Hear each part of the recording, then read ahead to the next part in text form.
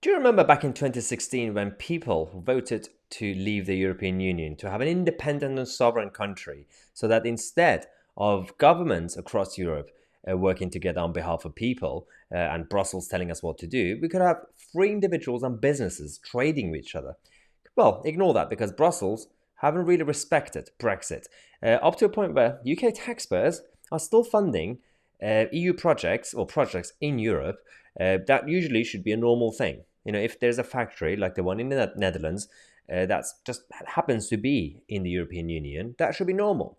But when Brussels use the European Commission to then interfere and get involved, that's a problem. And that means that they haven't really realized that Brexit has turned the UK into a sovereign and independent country.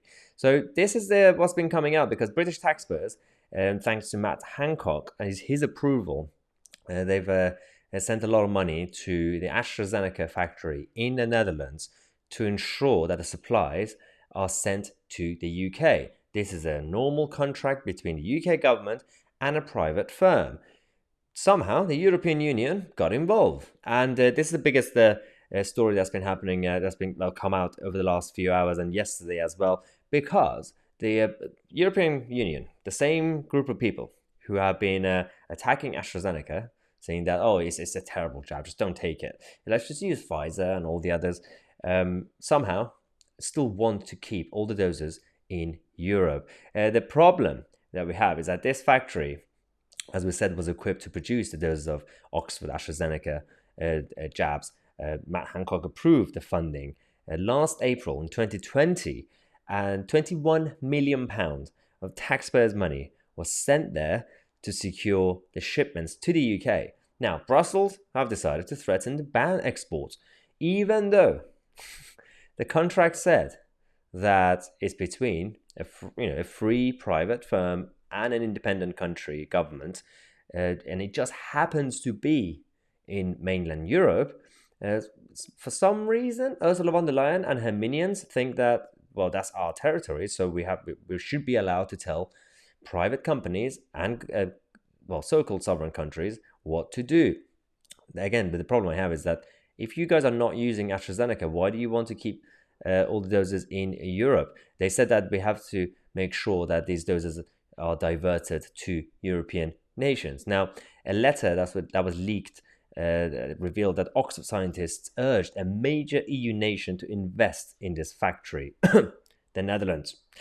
But it has obviously not happened because the Dutch government and the European Commission have been causing trouble. And also, about half an hour ago today, we discovered that the Dutch government have suspended the use of AstraZeneca. What do they want exactly? They want to keep the doses, but not use them. But as long as I don't go to the UK, everything's fine. This is exactly my problem is with the people who are afraid of these globalist politicians and governments trying to take over the world and create a United States of Earth. It's not going to happen. They're so incompetent that they can't even deal with each other. You really expect the politicians at the top of the European Union and Western governments to actually agree with this one united agenda? It's not going to happen. So all these economic forum stuff that's been going on with all their agenda and trying to reset the economies, it's not going to happen properly because they don't even know how to stay united with themselves. Now, the issue that is now facing Europe is that politicians in the UK are trying to come back and defend the UK sovereignty. Not really sure how much power we have really in our parliament when it comes to this EU-UK row, but MPs have suggested in Westminster that Downing Street should ask for its money back. Steve Baker, who's the deputy chairman of the recovery group, has said that we invested in this plant. We have contractual entitlements to the vaccines. If the EU disagrees with those entitlements, they have the option of going to court. I mean, firstly, I agree. We need to get the money back because based on any contract or any agreement, it hasn't actually been delivered. So not necessarily we don't have to take the EU to court, but AstraZeneca. I mean, then they can take the EU to court because they can blame the EU for stopping the supplies. So this is a whole weird triangle that's been created thanks to Ursula von der Leyen. Now, the EU's internal market commissioner has warned that 0 jabs would be sent to the UK until AstraZeneca had fulfilled its commitments to Brussels. Why? As I said, we've had Germany, we've had France blocking AstraZeneca, almost banning the use of AstraZeneca, suspending it. Why are they so obsessed with keeping these supplies? And that goes back to Ursula von der Leyen. There's an article by Robert Tyler talking about how von der Leyen is underwhelming. I'm guessing pun intended, semi-pun intended. There is this problem with the European Commission because she is supposed to be this unelected president. We miss the days of Juncker. Despite all his problems, despite his alcohol problems, he was actually a much better leader than von der Leyen for the European Union. Not for us, not for the free people of Europe, but for the bureaucrats, for all these EU robots in Brussels. He was a good leader. He did a good job in Belgium as well, but that's a whole different, Luxembourg as well, that's a whole different thing. But the problem we have is that you can't get rid of these people. If you think that Ursula von der Leyen could be accountable, you'll be wrong, because this article talks about this issue, because there are calls for von der Leyen to resign as president in Brussels, but the chances of her going are slim, because firstly, she's not willing to go. Secondly, there are political and institutional barriers to her removal in the event that the MEPs decide to take things into their own hands.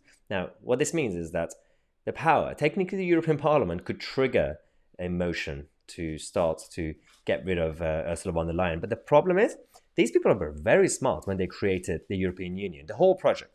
So they said, if the European Parliament and MEPs want to get rid of the president, then they have to actually vote to remove all the commissioners, the Council of Commissioners. So that it's not going to happen. They did this to block any move to remove individuals. So unless you're willing, as the European Parliament, to remove all of them, the whole team, then you can't. And that's not going to happen, because there will be a lot of MEPs who are happy with the other commissioners, with the other members of this project. So just in order to save them, then they'll be forced to keep von der Leyen in power. This is genius. Evil, but genius of the architects of the European Union. Again, every single thing that's been happening since Brexit and, well, since the vote in 2016 and then since the end of the transition period has shown that Brexiteers were right. And until obviously the last couple of decades, the mainstream media weren't really talking about the European Union in the sense they weren't really holding them to account. There were only positive stories coming out of Brussels. Oh, look, the European Union are introducing this new thing to keep the family of Europe together. All that is falling apart, including the international aspects of it. So international travel eventually is going to start again. Considering the chaos in Europe, we knew that health passports, immunity passports will be inevitable when it comes to travel. There's a domestic side, which I'm against, and a number of people are against it. That's different, although apparently the majority of the British public are in favour for some reason. The opinion polls show that the public want domestic passports for some reason. But international travel, that's inevitable, because there will be a lot of governments and countries who would already actually do demand. Now, Boris Johnson has come out to say that it's 100% guaranteed that you're going to have to use these vaccine passports if you want to travel to Europe. He's doing it. I mean, it's quite smart to show the European Union that despite all the rows and all the debate, we are still normal partners. We are not going to cause trouble, because you ban exports. The worst we could do is again start some sort of trade barrier, something in certain areas. But he's willing to keep the diplomacy soft. Again, you might disagree, you might agree. Short term, it's probably a good idea. Long term, it's idiotic. We know that. You cannot trust the European Union on any of these issues. As usual, I'll keep you guys posted on this channel on a number of fronts that we have all the stories from the SNP and the European Union. But a reminder, we have a new second channel. It's a vlog channel, Maya and Lacey's Vlogs. Definitely subscribe to it if you want to see behind the scenes of what we do, more of a personal, informal side, as well as these semi-formal news updates for you that I have on this channel. So definitely check out the link in the description to subscribe to that channel. We haven't uploaded the video yet, but we're going to start uploading it, I think, from tomorrow or something. But also 10 days left. You only have 10 days left to use your special discount code THANKYOU15 to get 15% off of all our merchandise. I Believe in Britain merchandise, We Are the Media merchandise. So definitely use that until 12th of April when pubs finally reopen. And if you're a member of the channel, you guys get 25% discount. The code for that is on the community tab on the channel. So check it out, become a member, support the channel. Thanks again for watching. I'm Tousi, and I'll see you guys in the next video.